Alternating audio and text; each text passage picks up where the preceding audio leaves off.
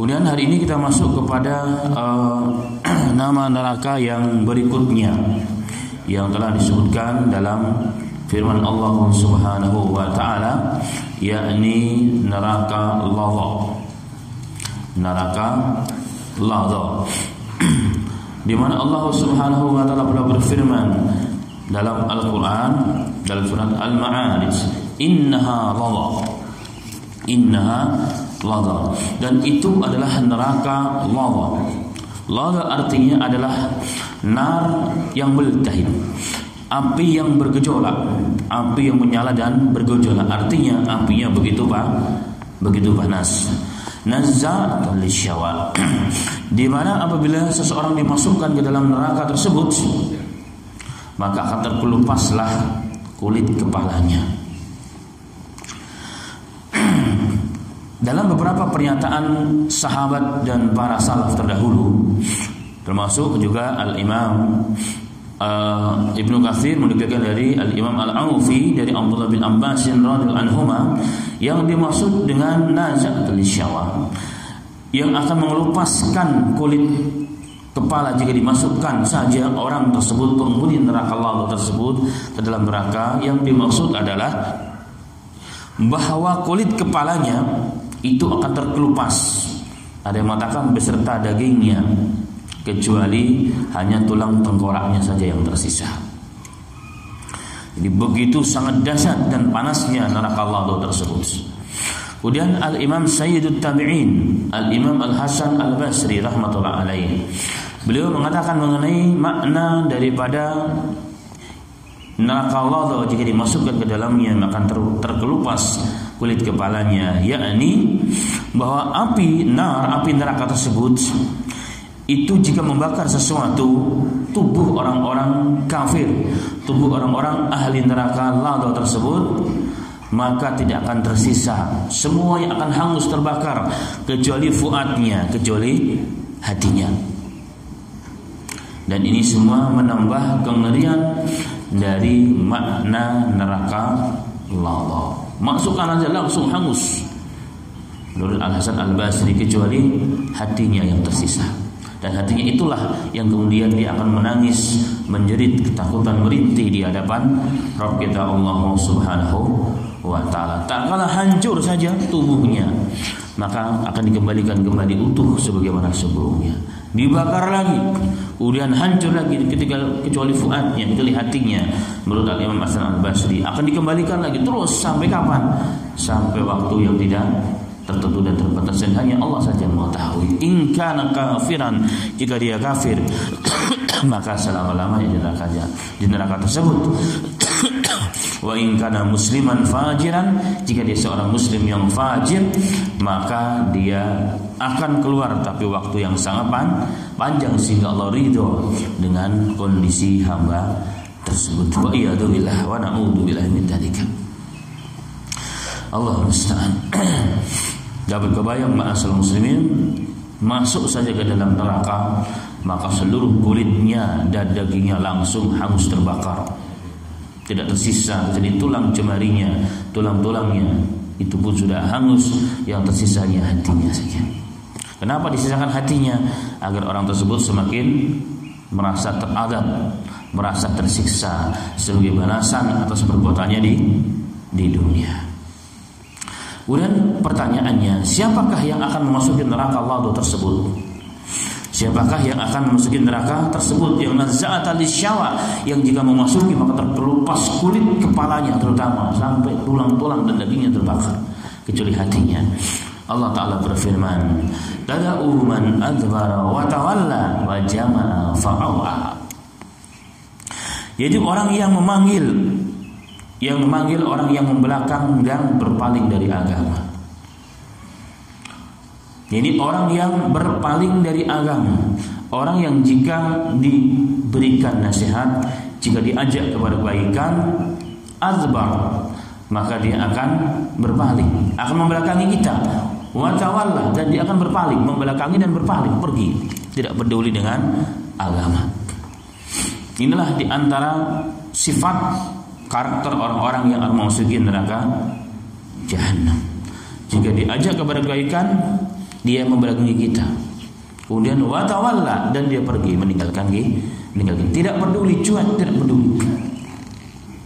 Dan itu sebagai bukti bahwa orang tersebut membelakangkan agama. Dunia di atas segalanya. Dunia di atas segalanya. Agama di nomor 100 kali dalam urusan apapun, dalam urusan keseharian kita sehari-hari.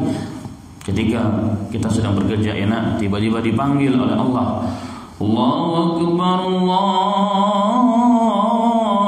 Akbar. Allah memanggil kita melalui lisan-lisan para muazzin kita. Apa yang kita lakukan? Adbara wa tawalla. Kita membelakangi dan kita pergi. Atau maknanya, perasaan baru azan, cepat banget sih azannya. Sering kita lakukan ma'asal muslimin, dan sering kita rasakan. Apalagi kalau lagi menyaksikan sesuatu yang asik, mungkin debat presiden begitu kan, tiba-tiba masya Allah sudah waktu sholat dan seterusnya. Nah, kita bisa jadi kondisi yang seperti ini memasukkan kita dalam golongan ahlun neraka, Allah wa'iyatubillah. Atau lebih daripada itu, jadi betul-betul agama itu tidak dipedulikan, agama itu ditinggalkan, menjadikan Al-Quran di belakang punggungnya. Dalam hadis dikatakan, itulah orang-orang yang akan celaka. Dan itu berarti menghina agama. Harusnya agama jadi junjung tinggi di atas segalanya. Dia adalah rujukan segala dustur, segala peraturan perundang-undangan yang ada di muka bumi ini. Bukan di nomor 10 kan. Bukan di nomor 10 kan. Di antara bukti kita meninggalkan Quran dan agama adalah ingin merubah isi kandungan ketetapan Allah dalam Al-Quran. Merubah istilah dalam Al-Quran. Istilah kafir tidak mau, padahal kafir ada perkara yang baik dan seterusnya. Itu di antara maknanya. Adbara wa tawalla, membelakangkan Al-Quran, membelakangkan agama, wa tawalla, dan dia berpaling karena dia menghina agama. Wa jama'a fa'au'a. Kemudian sifat berikutnya, biasanya orang yang tidak peduli dengan agama, orang yang menomor-seribukan agama, bahkan sama sekali dia tidak menoleh ke belakang, tidak mau melihat agama dan bagaimana kondisi agama dan kaum muslimin. Orang tersebut adalah orang yang hubbud dunya, orang yang menjadikan dunia sebagai rujukannya, orang yang menjadikan dunia sebagai standar hidup dan kebahagiaannya.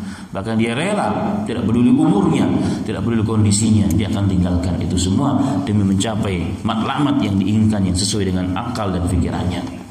Inilah orang-orang yang mengumpulkan harta benda. Fajama'a fa'au'a. Kerjanya adalah apa? Mengumpulkan harta benda dan menyimpannya, seakan-akan hidupnya akan selama-lamanya.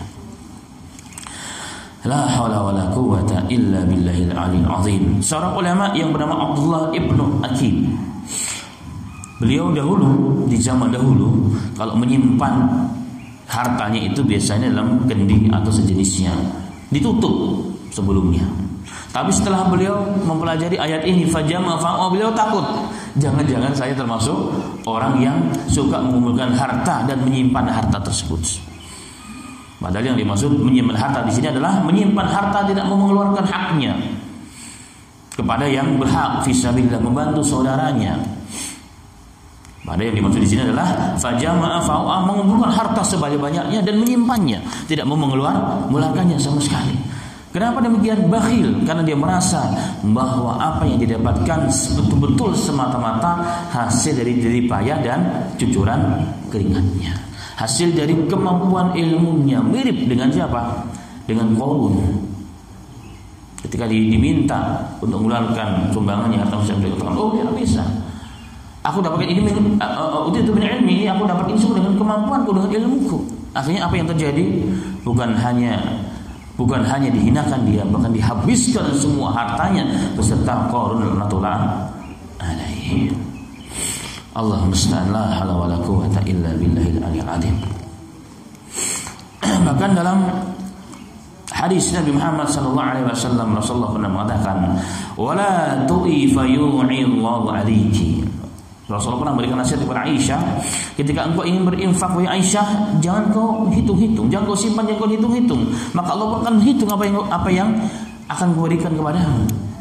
Ketika mau berinfak, berjihad di jalan Allah, membantu sesama, apalagi membantu atas nama agama, jangan pernah dihitung. Nanti Allah akan menghitung-hitung juga. Jangan dihitung, maka Allah akan menghitung-hitung juga. Itu menunjukkan keraguan-raguan dalam dirinya. Masa sih Allah akan ganti?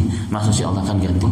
Berarti keraguan-raguan, maka Allah pun akan berbuat hal yang sama. Wa a'udzubillah, na'udzubillah min dzalika. Dan itulah Al-Hasan Al-Basri rahmatullah alaihi Sayyidul Tabi'in juga pernah mengatakan, mengomentari ayat ini, ya ibna Adam, sesungguhnya wahai anak Adam, sesungguhnya kalian sami'tum, kalian telah mendengar apa yang diancamkan oleh Allah Ta'ala. Orang-orang yang suka menghimpun, mengumpulkan hartanya dan tidak mengeluarkan di jalan Allah Subhanahu Wa Ta'ala. Kenapa kalian juga masih gemar mengumpulkan harta, tidak mau menginfakkannya di jalan Allah Subhanahu Wa Ta'ala? Bahkan kalian berbuat kekejian tanpa takut dengan ancaman Allah Subhanahu Wa Ta'ala. Itulah Al-Hasan Al-Basri rahmatullah alaih, orang yang sahibul hikmah, yang kalimatnya terkadang seperti mirip-mirip seperti Al-Quran, karena begitu bijaksananya beliau rahmatullah alaih.